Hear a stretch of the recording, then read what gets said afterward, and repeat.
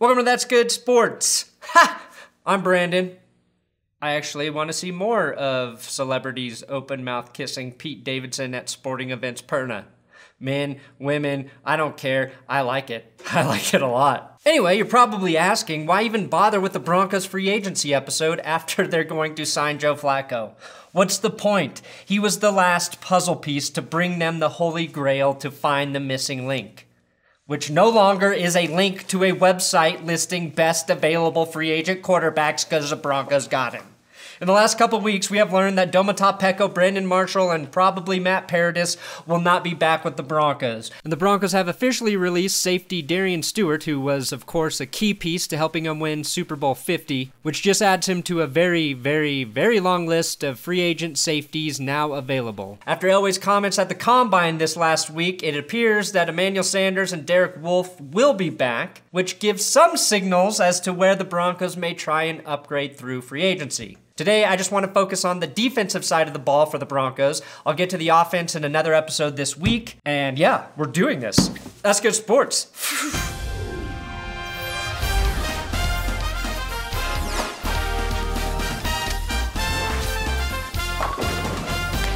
If you like football, subscribe to this YouTube channel. Also, this episode is sponsored by Audible. You can use my link in the description, audible.com/that'sgoodsports, or text That's Good Sports to 500-500 to start your free 30-day trial, which includes a free audiobook of your choice.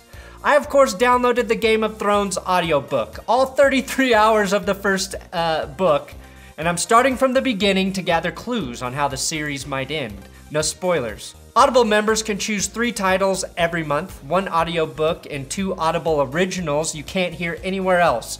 Audible members also get access to exclusive fitness programs, which God knows I need.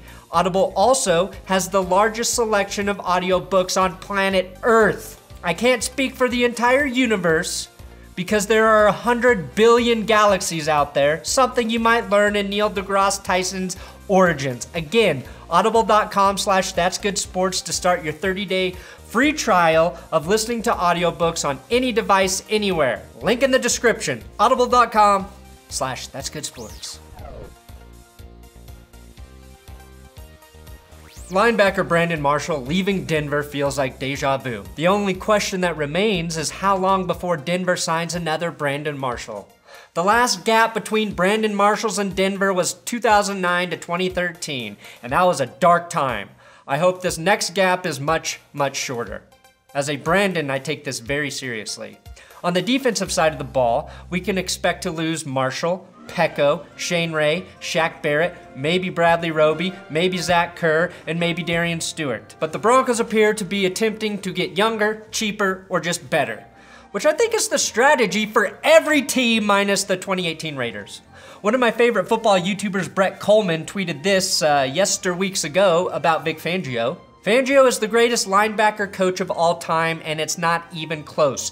36 Pro Bowls and 23 All-Pros for his backers and 7 Hall of Famers. Couple that with Fangio saying the one thing he won't negotiate for defensive players is tackling. I think the Broncos defense will be better this season. It also leads me to believe that anyone they target in free agency or the draft, LSU linebacker Devin White, yes, that's the hot name, will be a great fundamental defender, especially in the tackling department. Because the Broncos have a lot of spots they can address, let's go position by position, starting with corner. For the first time in a long time, the Broncos struggled at corner last season. That started with needing to sign Pac-Man Jones before the season opener, then cutting him after he probably told that cracker John Elway to suck his dick. I do have one thing to say to everyone who criticized me for criticizing the Broncos for signing Adam Jones last season. If I can quote Pac-Man, you can... Okay, I'll be nice, and I'll use the word inconsistent to describe Tremaine Brock's play at corner. Isaac Yiadom and Chris Harris are both coming back from injuries. Yiadom apparently played with a shoulder injury that required surgery this offseason. He is the one player who, if he makes a leap in 2019, could have the biggest impact for the Denver defense. With the uncertainty surrounding Bradley Roby, the Broncos need someone to play on the outside to complement Chris Harris Jr. "You have a great smile, Chris," are the typical kinds of compliments he enjoys. Roby was not nearly as good at this as Aqib Talib was.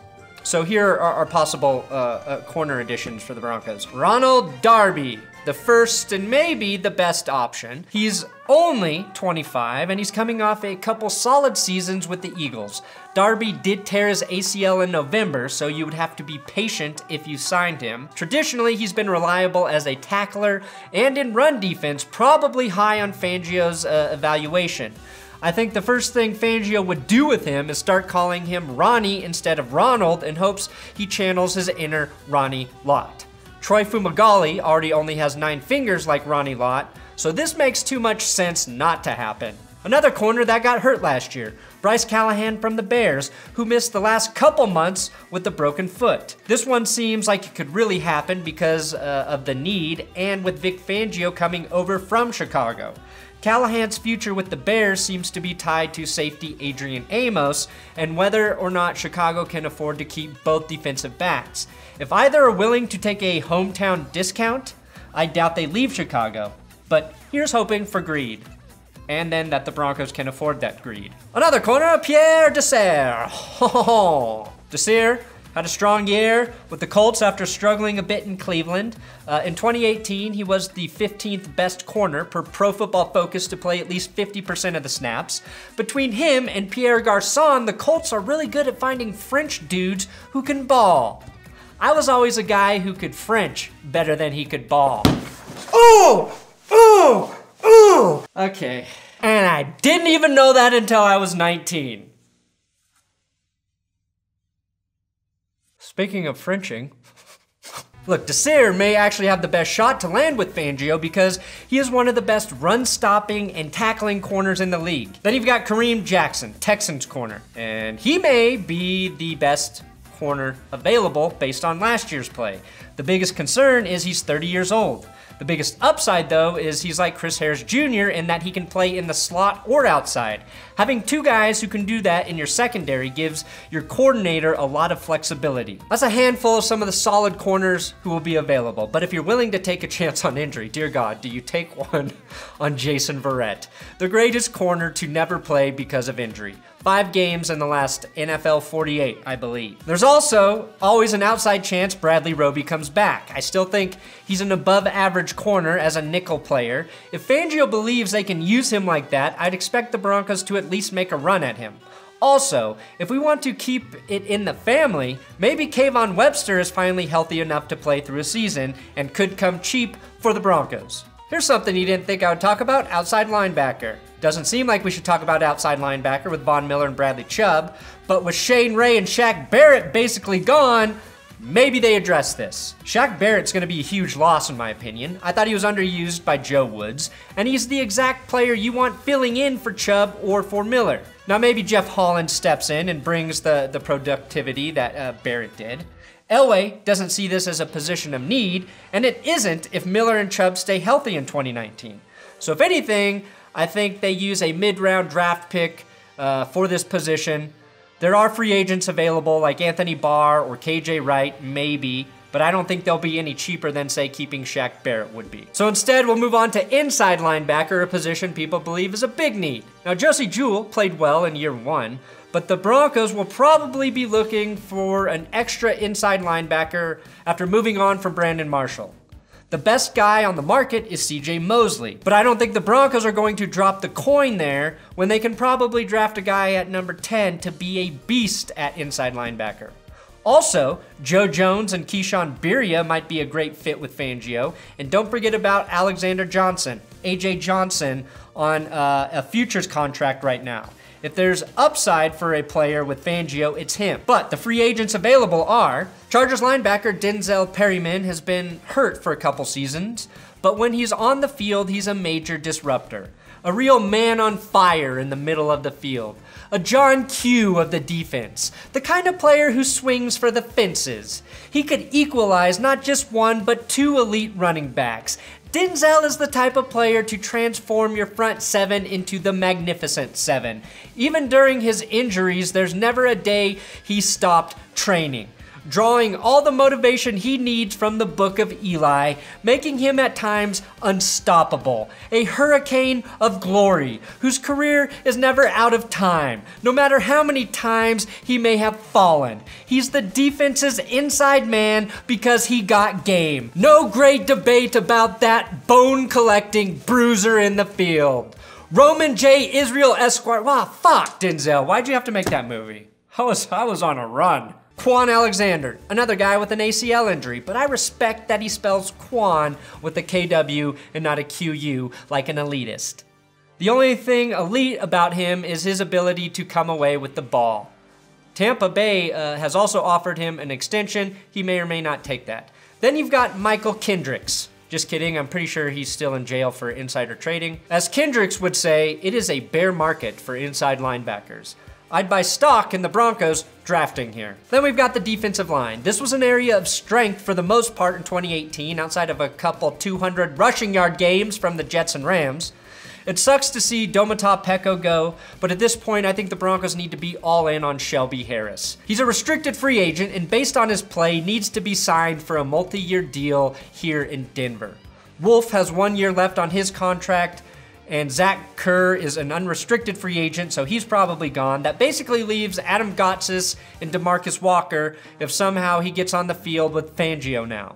There's a lot of defensive line talent in this year's draft, so it's hard to say how aggressive Denver would be with this position in free agency. A guy who could be affordable on a prove-it deal is Eagles lineman Tim Jernigan. A back injury, shrouded in mystery, kept him off the field for most of 2018. He's a risk because of that, but one that could pay off huge if he's healthy. And finally, safety. The Broncos struggled at safety last year because things didn't go according to plan. Darian Stewart regressed pretty significantly. Justin Simmons didn't take that next step, or was used out of position by Joe Woods, or was just tired from playing 100% of the snaps. Sua Cravens, well, I don't remember anything about him except his Instagram posts, which is a problem. So they're going to need someone dependable to play opposite Justin Simmons. The big fish, of course, is Landon Collins. He would be my #1 choice. He might also be the most expensive, but at age 25 compared to 30 for, say, Earl Thomas, he's a long-term signing. He's also best when utilized as a strong safety in the box. Justin Simmons was used as a free safety last season, but as a strong safety in his first 2 years with the Broncos. I have no clue how Fangio will want to use Simmons, but if he likes him in a free safety role, Landon Collins makes the most sense for the Broncos. Also, Justin Simmons may not have been used as a strong safety or free safety last year under Joe Woods' tutelage. Then you've got the Chicago Bears' Adrian Amos. Another player that might want to follow Fangio. He was overshadowed by Eddie Jackson, but Amos was the 8th best safety on Pro Football Focus. Amos has said he wants to stay in Chicago and that he would love to play for Fangio in Denver. Basically, he's not biting the hand that feeds him or the hand that might feed him. Adrian Amos might be a bigger star in the NFL if his mom, Tori Amos, didn't have a lady hard-on for Baker Mayfield. Then yes, I have to talk about Earl Thomas. This would be a swing for the fences, a la Denzel. But Earl Thomas, at 30, still likely has some gas left in the tank. The one thing that concerns me is that the Seahawks defense played much better without him last year. Maybe not a great sign, unless of course he's the world's most supportive teammate when injured, which I think he might, never mind. There's Lamarcus Joyner with the Rams. I'm in favor of going after any Rams free agents for the next 5 years or so because I have no idea how they're going to pay all of those guys under contract, let alone the guys with expiring contracts. Joyner's strength is tackling, which could be a good fit to take over Darin Stewart's role, as that was the area we saw Stewart's steepest decline. And then the Ravens went and cut Eric Weddle. I've always liked Eric Weddle, even when I hated that he played for the Chargers. But I don't see him playing anywhere other than Los Angeles. For the Rams. For the Rams, though, if they lose Lamarcus Joyner, suck it, Rivers. If the Broncos don't go after a safety in free agency, it will be because Jamal Carter will return from his hamstring injury, and maybe Domata Thomas, who's an ERFA, or Shamarko Thomas, are as good as their names, Diamante and Shamarko, would make them sound. And then between Will Parks and Sua Cravens, the back end could be fine as long as we all agree Joe Woods and Vance Joseph had no fucking clue what they were doing back there. If that is true, and Fangio really is an evil genius, Denver should sign 0 free agents for the defense and just win the Super Bowl. If the Broncos don't sign at least one of those players, I basically just Stephen A. Smithed you.